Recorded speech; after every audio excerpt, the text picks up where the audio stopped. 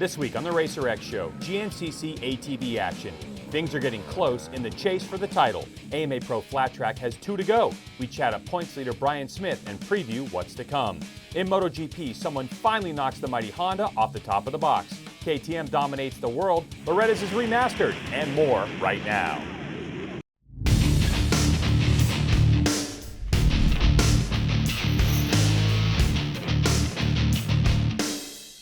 Hello and welcome to the Racer X Show presented by Chaparral Motorsports. I'm Greg White. Thanks for joining our racing highlight and news show.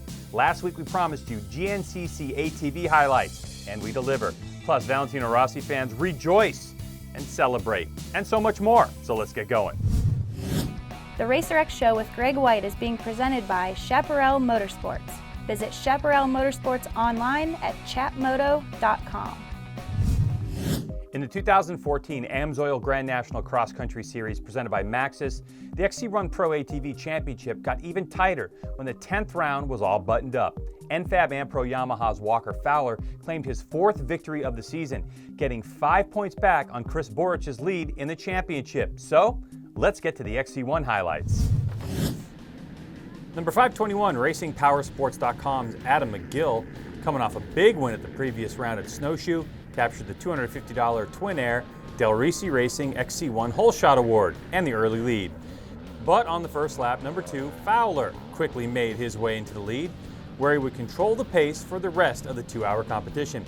As for the points leader, number 1, Borich, he put his Maxxis back machine into second, but the 5-time champ later admitting arm pump at the beginning of the race kept him at bay. Borich finally loosened up and started to make a charge on Fowler's lead just after the halfway mark, but it wasn't enough to rattle the young man from Rogers, Ohio, in his quest for the overall victory. DWT Racing's Jared McClure had a great battle for third, edging out Chris Bithell in the end. After starting off the season with 4 of 5 wins, the momentum now shifts from Borich to Fowler, who has 3 of the last 4 victories. This is getting good. As for the XC2 Pro-Am class, Walker Fowler's teammate Cole Richardson topped the XC2 Pro-Am division by a whopping 7 minutes after steering problems kept Marshall Goings from keeping the early battle alive, giving the NFAM and Pro Yamaha squad a clean sweep at the legendary Unadilla Valley Sports Center. Richardson so far 7 wins and 2 seconds, but a DNF in round 4 is helping to keep things close with Goings, who has all the other wins in the class. We take you now to dirt track racing. The official name, AMA Pro Flat Track. The premier class, Grand National Championship, or GNC. So far in 2014, we've raced 13 of 15, and so far, we have 6 championship lead changes, with the current leader, Flint, Michigan's Bryan Smith, holding on to a slim 9-point lead. And now we welcome him to the Racer X Show, presented by Chaparral Motorsports. Bryan, welcome to the show. How you doing, man? Doing good. Thanks for having me on, guys. Yeah, it's great to have you on. Now, you've had a great season so far. Let me fill in the viewers on some stats. 4 wins, 3 second-place finishes, and a third.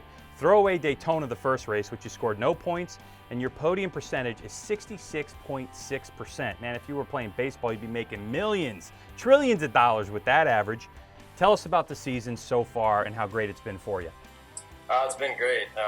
It's obviously my best season. I've never led the championship this late into the year, so it's good to kind of be in the driver's seat. And it's been, 4 wins. Can't ask for anything more than maybe 2 more wins here these last couple of races. Well, that really takes us to those last 2 races. So we have Calistoga and then Pomona, 2 half-mile tracks. With your riding style, and every dirt track racer has some type of a style, TT race, or I like Cush Groove or whatever. How do these 2 tracks suit your style in terms of you being able to possibly wrap this championship up? Definitely the last one at Pomona is more my style. It's an old school, sideways, loose, kind of get it on type of real dirt track. So that's definitely what there's a showdown that I think I got the upper hand coming to Pomona. But we have been good on the clay half miles, which is what Calistoga is the next race. So, I think we got a great shot at it. But if there's one that favors me, it's definitely the looser cushion style at Pomona. Now, you've won the Twins Championship before, but now we're talking GNC. You've been close. How are you feeling emotionally right now, getting so close to this championship? It's been a long season. I mean, it started in March in Daytona. Definitely a little bit of torture right now because you're leading the points. got 2-3 weeks in between races, so it's just, monotonous, but it didn't really get to me. I'm just ready to make it happen pretty much. Tell us about the support that you've had in terms of the sponsors. I know Crosley Radio's been around a while and Villa Esparza, so tell us a little bit about that package, because a lot of people think flat track racing is just a bunch of Harleys racing around, but definitely not in your case, is it? Yeah, it used to be, all Harleys, and, I kind of got involved with the Kawasaki's a few years back, and got together with a guy named Ricky Howerton out in Indianapolis, and he built a great Kawasaki, and, that's what I rode for the last couple of years with support from Crosley Radio. And then he backed away from it a little bit. He's still behind me quite a bit, but we just built some new bikes with a guy by the name of Joe Esparza, which is the Villa Esparza you see on my leathers now. He stepped up, built the new bikes, and Crosley Radio's on board, along with a bunch of, tons of people that have really come together to make this one heck of a championship run this year. And they're all important in their own ways, and definitely thankful to have them all on my side. That's awesome. All right, well, Bryan, thank you so much for joining us. And folks, it's number 42, Bryan Smith. And of course, you can check out those AMA Pro flat track races on fanschoice.tv. We wish you the best of luck in the championship. And if you win that thing, you're going to come back and give us a champions interview? Yep, for sure. No doubt, Greg. Thanks for having me. All right, now to bring you some moto news. 2014 has been a banner year for KTM and motocross. With Red Bull KTM's Ken Roczen and Ryan Dungey at the helm, the Austrian brand finished first and second in the Lucas Oil 450 Pro Motocross Championship. And they won the West Region Supercross title with Rockstar Energy KTM's Jason Anderson. Now over in Europe, well, they swept both the MXGP and MX2 World Championships, with Tony Caroli racking up his 5th straight crown on the 450, and Frenchman Jordi Tixier holding off the gallant efforts of Jeffrey Hurlings, who tried to race the last round with that broken femur he suffered just 8 weeks ago.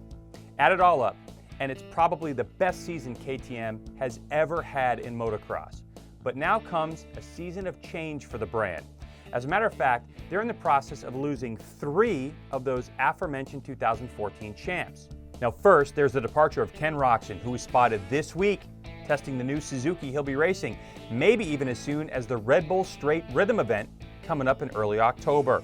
Jason Anderson is still on the Rockstar Energy team, but the team itself is switching over to Husqvarna, the old Swedish brand that was purchased by KTM and now built in Austria.